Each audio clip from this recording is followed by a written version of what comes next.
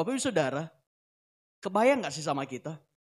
Kita lebih sering mengucapkan terima kasih Tuhan atau kata-kata seperti apa? Bapak Ibu Saudara, Anda termasuk orang yang atau susah berterima kasih kepada Tuhan? Saya tanya ya kepada kita semua ya. Kita ini yang di tempat ini termasuk orang yang mudah atau susah berterima kasih? Yang mudah angkat tangan. Haleluya. Yang susah nggak ngaku. Bapak Ibu Saudara, kalau kita menjadi orang yang susah atau mudah berterima kasih, saya mau kita baca satu ayat Alkitab ini. Daud menuliskan kepada kita di Mazmur 139 ayat 14 dikatakan begini. Aku bersyukur kepada Tuhan, aku bersyukur kepadamu oleh karena kejadianku dahsyat dan ajaib. Ajaib apa yang kau perbuat dan jiwaku benar-benar menyadarinya. Kalau hari-hari ini kita menjadi orang yang susah bersyukur, orang yang susah berterima kasih kepada Tuhan, Daud menuliskan kepada kita, gak usah apa-apa deh. Daud bilang, kejadianku saja, aku boleh lahir di dunia, aku boleh ada di dunia, ini suatu perbuatan yang sangat ajaib. Bayangkan Bapak Ibu Saudara, saya dan Bapak Ibu Saudara diciptakan dari debu tanah, dari tanah yang tidak bernyawa menjadi bernyawa. Apakah itu tidak ajaib? Dan apakah jiwa kita tidak menyadari kalau begitu dahsyat dan ajaibnya Tuhan? Tetapi kalau masih belum kita menyadari kebaikan Tuhan, kalau kita menjadi orang yang masih susah berterima kasih kepada Tuhan, satu, hari ini kita akan belajar bersama-sama untuk kita lebih mudah berterima kasih sama Tuhan. Kalau mungkin kita mungkin berterima kasih, tapi hanya ya kalau hal yang baik saja. Pernah satu kali Ayub berkata kepada istrinya, tidak hanya yang baik saja yang kita mau terima dari Tuhan, sedangkan yang buruk tidak. Karena baik atau buruknya semuanya bisa Tuhan pakai. Hari-hari ini kita menjadi orang yang susah untuk mengucap syukur, untuk berterima kasih kepada Tuhan. Saya kasih tahu alasannya kepada Bapak Ibu. Satu, kenapa kita harus bersyukur setiap hari kepada Tuhan? Karena satu, diberi nafas kehidupan setiap hari. Bapak Ibu Saudara, siapa yang dibatasi bernafas atau Bapak Ibu Saudara di tempat ini? Enggak ada. Kita semua bebas bernafas. Kita semua bebas menghirup udara segar. Tadi malam kita tidur, kemudian pagi hari kita masih bisa bangun. Itu adalah bukti kebaikan Tuhan dalam hidup kita. Karena coba bayangkan Bapak Ibu Saudara, ketika Anda tidur dan kemudian Anda tidak bangun kembali. Bapak Ibu Saudara, ketika saya lagi galau-galaunya karena masalah jantung, satu yang saya takutkan,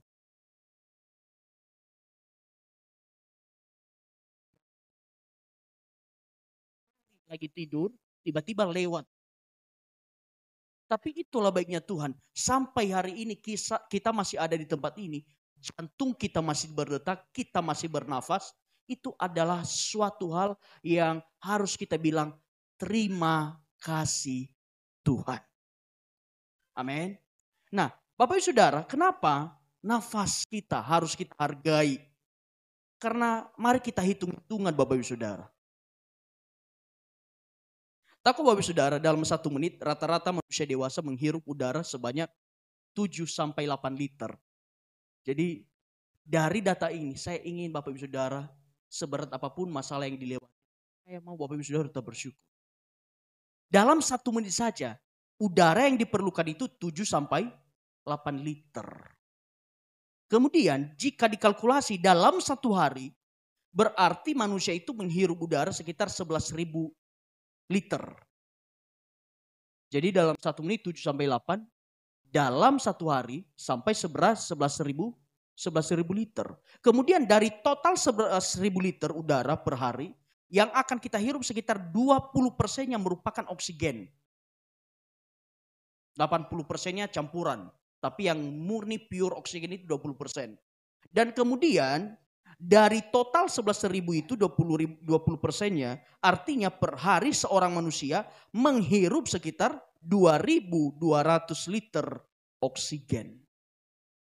Dan harganya oksigen di pasaran yakni 25.000 per liter.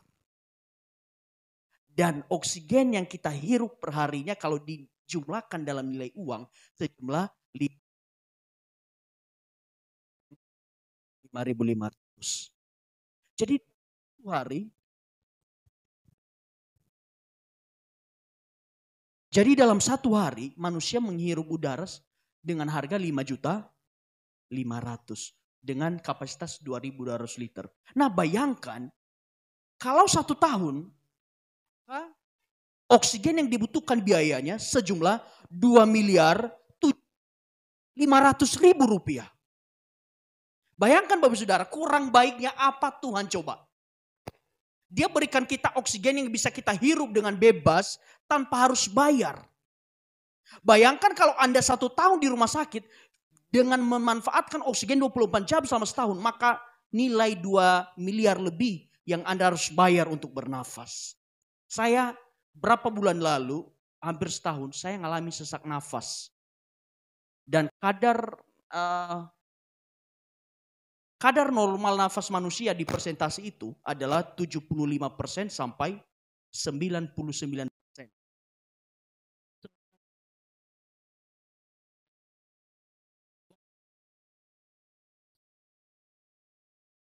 Belum drop sekali Bapak Ibu Saudara. Bayangkan cuma 90 dan saya gerak sedikit langsung sesak udah gak tahan. Udah gak tahan Bapak Ibu Saudara. Bayangkan kalau sampai drop sekali, betapa susahnya kita harus hidup. Tapi hari ini saya mau kasih tahu kepada Bapak Saudara, seberat apapun masalah yang kita alami, satu hal ini saja cukup membuat kita untuk berkata, terima kasih Tuhan. Amin. Masihkah kita mengeluh Bapak Ibu Saudara? Kalau 1 tahun 2 miliar lebih engkau pakai hanya untuk bernafas. Dan itu bernafasnya pun gak enak pakai oksigen. Itu harus dicucuk ke dalam hidung. Kalau ini kan kita enak nih. Coba Bapak Ibu Saudara.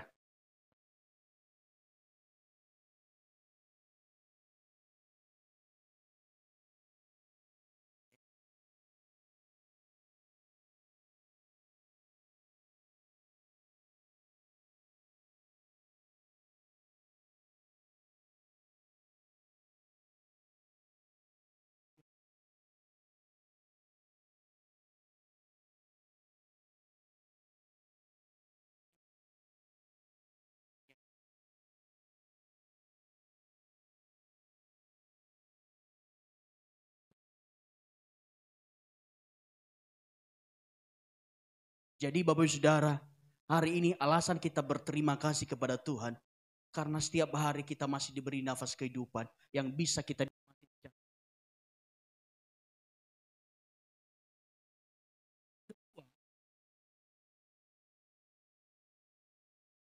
Kedua, karena Allah menyediakan apa yang kita perlukan.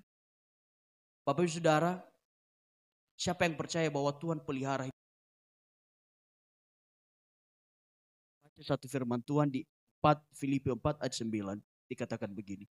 Allahku akan memenuhi segala keperluanmu menurut kekayaan dan kemuliaannya dalam Kristus Yesus. Ini keyakinan Paulus kepada jemaat di Filipi. Dia berkata begini, Allahku akan memenuhi segala keperluanmu. Jadi saya percaya Bapak Ibu Saudara, selagi kita dalam Tuhan, selagi kita percaya Tuhan, catat baik-baik hari ini, engkau tidak akan pernah dibuat kelaparan. Mau buktinya? Saya buktinya. Selama saya ikut Tuhan dari dulu sampai sekarang, ada uang gak ada uang, gak pernah kelaparan. Tuhan ada cara untuk bagaimana saya bisa makan. Karena saya tahu, hamba Tuhan, orang yang percaya Tuhan, selalu Tuhan sediakan segala yang dia perlukan. Elia di sungai Kerit tidak ada makanan apa-apa. Dikirim burung gagak, dikirim daging oleh burung gagak supaya bisa makan. Terlebih Bapak Saudara yang hari ini sungguh-sungguh mungkin mengasihi Tuhan. Saya percaya Apa yang kau perlukan Tuhan sediakan. Tetapi kadang apa sih yang gak Tuhan sediakan itu apa? Gaya hidupmu Bapak Ibu Saudara. Keperluanmu Tuhan pasti sediakan. Tapi gaya hidupmu tergantung apa yang kau perlukan. Tapi satu yang saya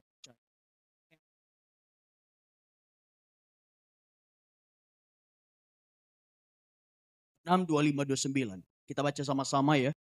3, 2 ya. Karena itu aku berkata kepadamu, janganlah khawatir akan hidupmu, akan apa yang hendak kamu makan atau minum. Dan janganlah khawatir pula akan tubuhmu, akan apa yang hendak kamu pakai. Bukankah hidup itu lebih penting daripada makanan, dan tubuh itu lebih penting daripada pakaian.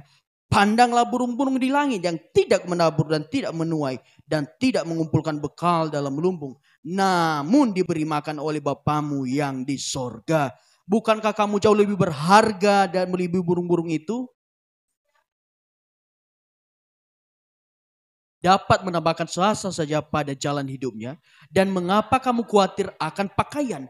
Perhatikanlah bunga bakung di ladang yang tumbuh tanpa bekerja dan tanpa memintal. Namun aku berkata kepadamu, Salomo dalam segala kemegahannya pun tidak berpakaian seindah salah satu dari bunga itu.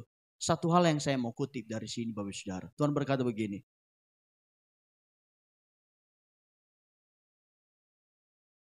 Bukankah kamu melebihi burung-burung itu? Burung-burung tidak bekerja, tidak mengumpulkan bekal, namun dipelihara oleh Bapa di sorga. Terlebih kita yang bekerja cari makan, Tuhan pasti berkati apa yang kita kerjakan. Satu yang saya imani Bapak Saudara, dan Bapak Saudara semua juga harus imani. Begini, kalau kita mengerjakan segala sesuatu, kita harus percaya apa yang dikerjakan tangan kita, Tuhan berkati dan Tuhan buat. Dan juga apa yang engkau kerjakan, apa yang engkau lakukan, jangan anggap itu sebagai milik kepunyaanmu pribadi. Tetapi jadikan dirimu sebagai pengelola dan Tuhanlah pemiliknya. Karena kalau Tuhan pemiliknya, Tuhan yang bertanggung jawab atas pekerjaan tanganmu. Jadi hari ini Bapak Saudara, di banyak kekhawatiran kita tentang apa yang kita makan, apa yang kita minum, Tuhan berkata, jangan khawatir sebab aku menyediakan semuanya itu. Kenapa orang masih pusing keliengan, gak tahu mau makan apa, gak tahu minum apa? Karena apa? Kurang dekat sama Tuhan. Saya tahu Bapak Saudara, orang yang dekat dengan Tuhan, dia tahu mau makan apa, dia tahu mau minum apa. Tapi susahnya Bapak Saudara, makin banyak duit, makin gak tahu mau makan apa. Benar atau? Udah banyak duit nih. Banyak duit, banyak. Diajak istrinya makan. Ma, kita mau makan apa? Nggak apa, jalan aja dulu. Sampai tengah jalan tanya lagi. Ma, mau makan apa? Terserah papa aja deh. Saya tahu papa kasih yang terbaik. Oke, kita makan nasi goreng. Oh jangan nasi goreng itu berminyak. Nanti aku lagi pakai skincare nggak sesuai. Oh ya udah ganti. Kita makan mie goreng. Oh mie goreng juga jangan, nanti rambut.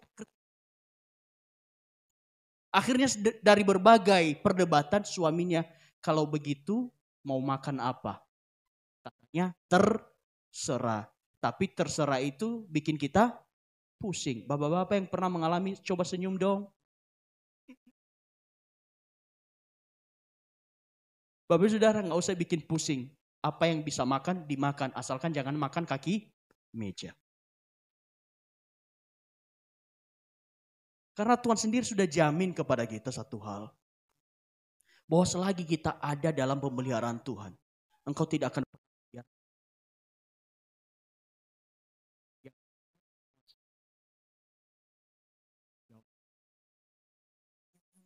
Bapak Saudara. Apakah Bapak Saudara percaya bahwa hidupmu, seluruh hidupmu adalah milik Tuhan?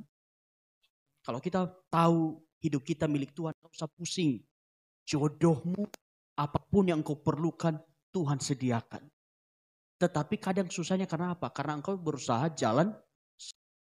Jadi kedua hari ini kalau kita bersusah berterima kasih kepada Tuhan, saya mau kasih satu alasan lagi yaitu karena Tuhan menyediakan apa yang kita perlukan. Tadi satu, diberi nafas kehidupan. Dua, Tuhan menyediakan apa yang kita perlukan. Dan ketiga, kenapa kita harus berterima kasih kepada Tuhan?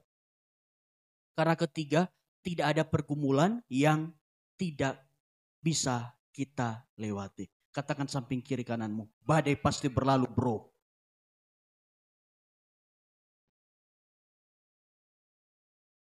Tapi lanjutkan bilang gini, tapi cepat atau lambatnya tergantung kamu. Percaya nggak sama Tuhan? Kalau dengan Tuhan pasti waktunya tepat, tapi kalau kamu jalan sendiri, jalan masih panjang. Bapak Ibu Saudara, tahukah Bapak Ibu Saudara, bangsa Israel harus keluar dari tanah Mesir yang seharusnya tanpa mereka keras kepala hanya 40 hari. Tapi dikatakan karena tegar tengkuk, maka 40 tahun berubah jadi 40 hari berubah jadi 40 tahun. Bayangkan 40 hari berubah jadi 40 tahun. Cuma satu, karena keras kepala. Nah, coba lihat kepalamu keras atau tidak. Sama-sama kita bentuknya keras. Maksudnya kita orang yang taat atau kita orang yang menyusahkan hati Tuhan. Begini Bapak Saudara, setiap pergumulan pasti menghampiri hidup kita. Tuhan nggak bilang gini, saya akan singkirkan segala pergumulan. Enggak. Tapi Tuhan bilang begini, saya akan berikan engkau kekuatan untuk melewati segala pergumulan. Makanya ada ayat ini Paulus berkata, segala perkara dapat kutanggung di dalam Dia yang memberikan kekuatan kepadaku. Kuncinya, kalau engkau mau sanggup melewati segala sesuatu, harus di dalam Dia, harus di dalam Yesus. Tapi kalau engkau berada di luar Yesus, saya nggak jamin Bapak Saudara bisa menghadapi kehidupan ini. Di Alkitab berkata, di Yakobus berkata, pencobaan yang kamu alami adalah pencobaan biasa yang melebihi batas kemampuanmu. Tetapi kalau engkau di dalam Tuhan. Maksudnya begini, kalau cobaannya begini, maka Tuhan kasih kekuatan lebih tinggi. Bukan berarti orang Kristen, orang yang percaya Tuhan, cobaannya cetek-cetek semua, enggak. Tetapi justru kalau kita di dalam Tuhan, cobaannya makin hari makin besar. Ada jemaat saya lupa namanya, dia bilang gini, kenapa ya Pak? Saya ikut Tuhan makin banyak cobaan. Haleluya. Tetapi satu janji Tuhan, kalau engkau di dalam Tuhan, cobaanmu memang besar, tetapi Tuhanmu lebih besar. Sehingga apapun yang engkau alami hari-hari ini, engkau bisa melewati segalanya. Paulus berkata demikian, segala perkara dapat kutanggung di dalam Dia. Tetapi kalau engkau di luar Yesus, Tuhan berkata engkau tidak bisa berbuat apa-apa. Bapak Saudara, saya mau kasih tahu kepada Bapak Saudara, yang nulis ini bukan orang yang lagi duduk di kursi goyang. Tetapi yang nulis ini kita akan baca sejarahnya. Dia adalah seorang yang berpendidikan, dulunya seorang yang kaya, tetapi menderita karena nama Tuhan. Yang nulis segala perkara itu bukan orang yang lagi santai-santai. Tapi kita baca di 2 Korintus 11, 23, 28. 3, 2 ya, kita baca sama-sama ya. Apakah mereka pelayan Kristus? Aku berkata seperti orang gila. Aku lebih banyak berjilid lelah. Aku lebih sering di penjara. Didera di luar batas. Kerap kali dalam bahaya maut. 5 kali aku disesat orang Yahudi. Setiap kali 40 kurang 1 pukulan. 3 kali aku didera, 1 kali aku dilempari dengan batu, 3 kali aku mengalami karam kapal, sehari semalam aku terkatung-katung di tengah laut. Dalam perjalananku aku sering diancam bahaya banjir dan bahaya penyamun. Bahaya dari pihak orang-orang Yahudi dan pihak-pihak orang bukan Yahudi. Bahaya di kota, bahaya di padang gurun, bahaya di tengah laut, dan bahaya dari pihak-pihak saudara-saudara palsu. Aku banyak berjilid lelah dan bekerja berat. Kerap kali aku tidak tidur, aku lapar, aku dahaga. Kerap kali aku berpuasa, kedinginan dan tanpa pakaian. Dan dengan tidak menyebut banyak hal lain lagi. Urusanku sehari-hari yaitu memelihara semua jemaat-jemaat. Tahu Bapak Saudara, yang nulis segala perkara dapat kutanggung itu adalah orang yang mengalami yang barusan Bapak Ibu baca. Adakah yang mengalami yang dialami Paulus? Pertama, dia dari orang terhormat jadi orang yang dikejar-kejar karena nama Yesus. Dia dari orang yang hidupnya enak. Dia tinggal perintah tangkap siapa. Sekarang dia harus menderita.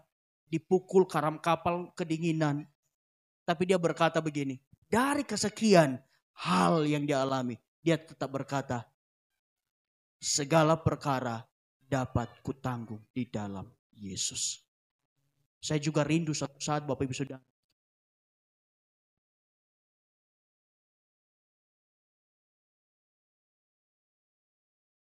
Karena Tuhan Yesus bukan Tuhan yang menghilangkan masalahmu. Tapi Tuhan Yesus adalah Tuhan yang mengajari engkau bagaimana caranya hidup dan memberikan engkau kekuatan untuk melewati segala masalahmu. Amin.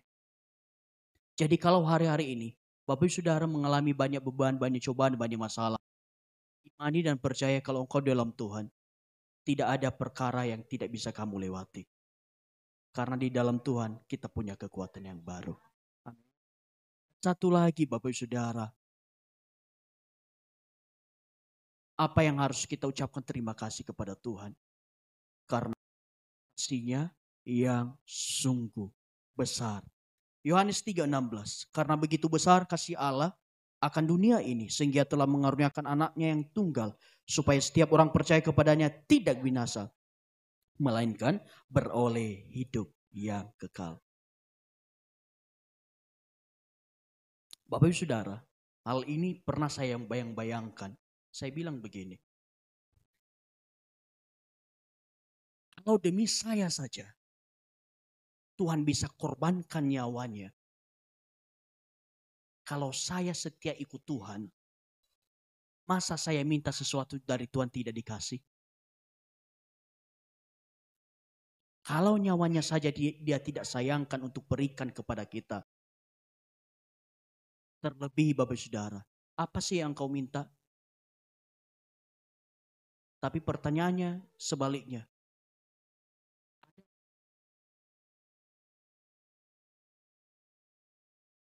Sebenarnya kita nggak usah ngotot-ngototan sama Tuhan. Tuhan minta jodoh. Tuhan minta ini, minta itu. Di waktu yang tepat kalau engkau bisa dipercaya Tuhan kasih. Amin.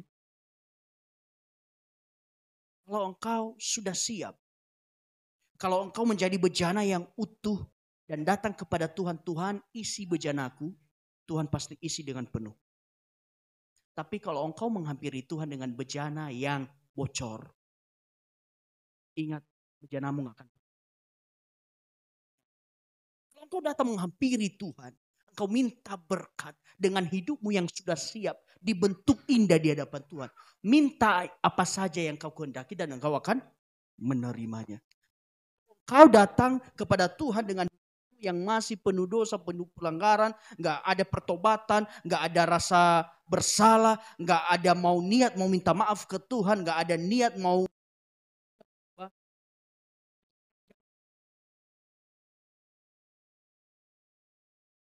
satu hal yang saya percaya dari ayat ini.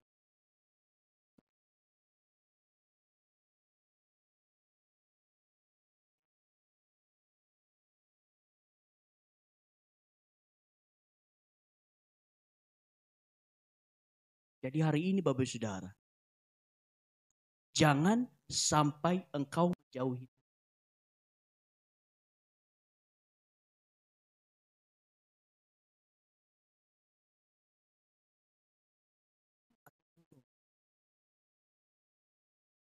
Yang bejananya utuh katakan amin. Saya tahu Bapak Saudara, engkau bikin bejana hidupmu utuh di hadapan Tuhan. Seberapa besar engkau bikin bejana yang utuh, segitu juga Tuhan akan curahkan berkatnya.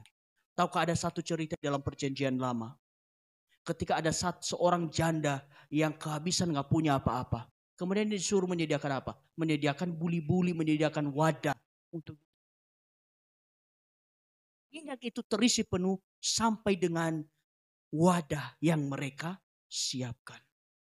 Saya juga mau katakan hal yang sama kepada saudara. Hidupmu akan diberkati Tuhan sesuai dengan seberapa banyak, seberapa besar wadah hidupmu yang sudah siap di situ. Semua wadah hidupmu bocor, saya nggak yakin apa yang kau minta akan dikasih. Kalau saat ini engkau lagi bergumul jodoh, siapa yang masih bergumul jodoh? Pas Samosir jangan, nanti konseling kalau masih angkat tangan. Kalau engkau masih bergumul jodoh Bapak Saudara, engkau berkata kepada Tuhan, Tuhan, aku minta jodoh yang putih, mata sipit, cindo, ganteng, kaya, tinggi, putih seperti bihun. Tetapi setiap hari engkau hanya tidur, engkau tidak mau kerja. Begini, kasihan anak orang yang sudah baik-baik jadi istrimu yang tidak baik. Tapi kalau engkau siapkan hidupmu menjadi baik, engkau kerja dengan baik, maka jodoh itu gak usah dicari, jodoh itu datang sendiri. Juga dalam hidup kita Bapak Saudara, suatu saat mungkin Bapak Ibu akan kesaksian, Anda akan menyaksikan bagaimana hidup yang dikejar orang Kristen yang bertumbuh. Ingat baik-baik hari ini. Orang Kristen yang imannya bertumbuh, dia hidup.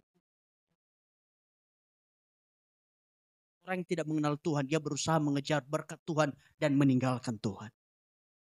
Sehingga dia gak pernah dapat apa-apa. Tapi orang yang di dalam Tuhan, dia kejar untuk dekat dengan Tuhan. Dan berkat Tuhan itu mengejar dia.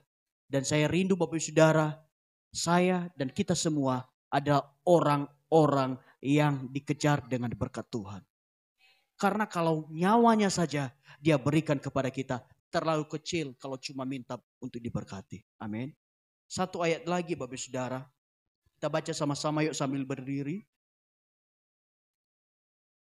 Kita baca sama-sama Mazmur 92 ayat 2 sampai 3. 3, 2, ya. Adalah baik untuk menyanyikan syukur kepada Tuhan. Dan untuk menyanyikan mazmur bagi namamu yang maha tinggi. Dan untuk memberitakan kasih setiamu di waktu pagi.